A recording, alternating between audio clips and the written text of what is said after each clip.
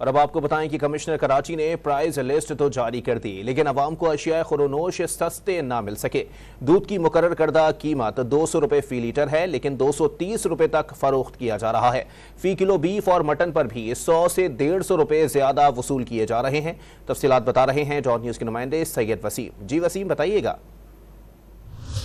जी बिल्कुल, इस वक्त मैं मौजूद हूँ खारादर की एक ऐसी मार्केट में जो कि मुतवस्सित तबके की मार्केट है, लेकिन यहाँ पर भी जो महंगाई है वो कम होने का नाम नहीं ले रही। और जो कमिश्नर कराची की जानिब से सबसे अहम बात यह है कि जो गुज़िश्ता रोज़ एक नोटिफिकेशन जारी किए गए थे 3 रोज़मर्रा की अशिया के, जिसमें गोश्त के रेट थे, मटन के रेट थे और दूध के निर्ख थे, जो कि नोटिफिकेशन निकाल के मुकर्रर किए गए थे।